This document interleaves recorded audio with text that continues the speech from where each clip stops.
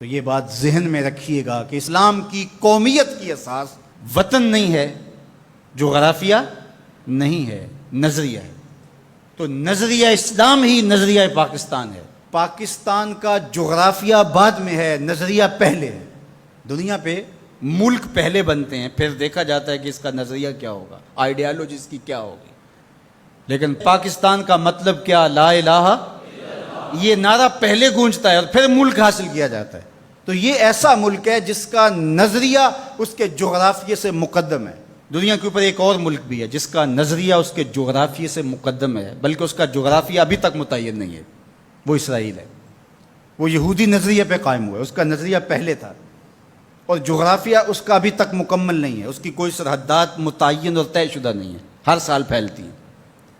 چونکہ ان کا نظریہ غالب ہے اور وہ نظریہ یہود کے اوپر اس ملک کو حاصل کرتے ہیں، اس ٹکڑے کو حاصل کرتے ہیں، پھر اس کے بعد اس کا جغرافیہ پھیلنا شروع ہوتا ہے۔ آج بہت شور ہے کہ عربوں نے تسلیم کر لیا اسرائیل کو، اور بعض دانشور ہمیں بھی یہ مشورہ دیتے ہیں کہ پاکستان کو بھی یوں کر لینا چاہیے۔ جب عربوں نے کر لیا، ان کی ہمسائیگی ہے، ان کا مسئلہ ہے، ہم کیوں نہ کریں؟ تو یہ بات ذہن میں رکھیے گا کہ یہ عرب ریاستیں جو بنی ہیں، یہ نظریے کی بنیاد پہ نہیں بنی، یہ لسانی بنیادوں پہ کھڑی ہوئی ہیں۔ جب سلطنت عثمانیہ کو توڑا گیا تو اس وقت یہ بت تراشا گیا اور عربوں کو کہا گیا کہ یہ اجمی ہیں ترک اور تمہارے اوپر حکومت کرتے ہیں اور تم عربی نسل ہو۔ وہ لارنس آف عربیہ 4000 جاسوس لے کر کے بظاہر آثار قدیمہ کی کھدائی کے لیے آیا تھا، لیکن اس کا مقصد تو کچھ اور تھا، اور کس طرح ان کے اندر عصبیت ابھاری، یہ مکر تھا تاکہ مسلمانوں کو ٹکڑیوں میں بانٹ دیا جائے۔ اقبال نے اس کو بت کہا ہے۔ یہ بت کہ تراشیدہ تہذیب نوی ہے، نئی تہذیب کا تراشا ہوا یہ بت ہے۔ یہ بت کہ تراشیدہ تہذیب نوی ہے، غارت گرے کاشانہ دین نبوی ہے۔ بازو تیرا توحید کی قوت سے قوی ہے، اسلام تیرا دیس ہے، تو مصطفی ہے۔ نہ عربی، نہ اجمی، نہ گورا، نہ کالا، تیری پہچان یہ ہے کہ تو مصطفی ہے۔ تو یہ وہ شناخت تھی جو امت کی وحدت کی ضمانت بنتی ہے۔ تو آج اگر کسی ایک ملک نے تسلیم کر لیا ہے اور کل دوسرا ملک تسلیم کر لے گا، لیکن میں آپ کو ایک بات بتاؤں اور وہ غور سے سن لو، وہ یہ کہ ساری دنیا بھی اسرائیل کو تسلیم کر لے، پاکستان تسلیم نہیں کرے۔ وہ کیوں؟ اس لیے کہ ہماری اساسی نظریے کی ہے، ہمارا وطن بنا ہی دو قومی نظریے کی بنیاد پر ہے۔ تو اسرائیل بھی اپنے یہودی نظریے پہ کھڑا ہے اور وہ عالم اسلام کو کھا جانے کی سازش کر رہا ہے۔ ہم ایسا نہیں ہونے دیں گے انشاءاللہ۔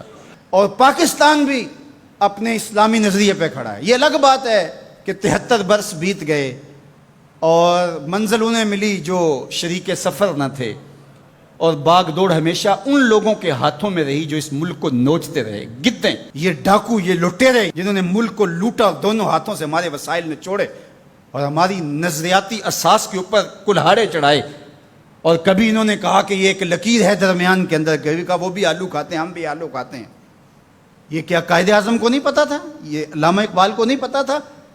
جن لوگوں نے قربانیاں دیں، جن ماؤں کی چھاتیاں کاٹ دی گئیں، عزتیں بچانے کے لیے کنویں میں چھلانگیں لگائیں، یہ کتنی دردناک کہانیاں ہیں۔ ماں کی گود سے بچہ چھینا جاتا ہے اور یوں ہوا میں اچھالا جاتا ہے، اور پھر کرپان سے اس کے ٹکڑے کیے جاتے ہیں اور پٹک کے زمین پہ مارا جاتا ہے اور اس کے اعضاء بکھر جاتے ہیں، لیکن ماں رونے کی بجائے کہتی ہے پاکستان کا مطلب کیا؟ لا الہ الا اللہ۔ کیا یوم حساب نہیں آنے والا جنہوں نے اس ملک کو نوچا ہے، اس ملک کے نظریات پہ کلہاڑے چلائے ہیں، مختلف جگہوں پہ بیٹھ کر کے اس ملک کو کھوکھلا کرنے کی کوشش کی ہے؟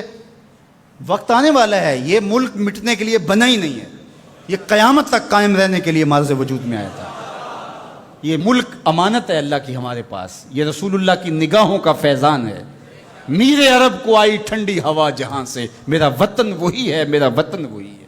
میں یہ بات ہر سال کہتا ہوں کہ اللہ رسول کے ساتھ تو ہماری محبتوں کا رشتہ لازوال ہے، لیکن اس ملک کے ساتھ ہم ٹوٹ کے محبت کرتے ہیں، اس لیے کہ اس ملک نے اسلام کی نشأت کے لیے بنیادی پلیٹ فارم بننا ہے۔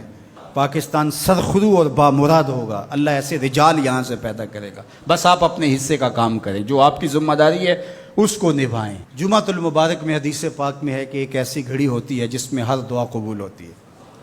تو میں آپ کی آمین کے ساتھ آج کی ان مبارک گھڑیوں میں یہ دعا کرتا ہوں، اللہ میرے وطن کی خیر فرما، میرے ملک کو امن کے اجالے عطا کر دے، میرے ملک کو اپنی رحمات کا سایہ عطا کر دے، میرے ملک کو معیشت کا جمال عطا کر دے، ملک کی نظریاتی سرحدوں کی اور جغرافیائی سرحدوں کی مالک حفاظت فرما۔ اللہ جو اس ملک کو میلی نظر سے دیکھے اس کو خاصر و برباد کر دے۔ پاک فوج کی قدم قدم پہ حفاظت فرما، پاکستانی قوم کی خیر فرما۔ ایک نعرہ بلند کر دیجئے اپنے جذبوں کے اظہار کے لیے، نعرہ تکبیر، نعرہ رسالت، اسلام، پاکستان کی محمد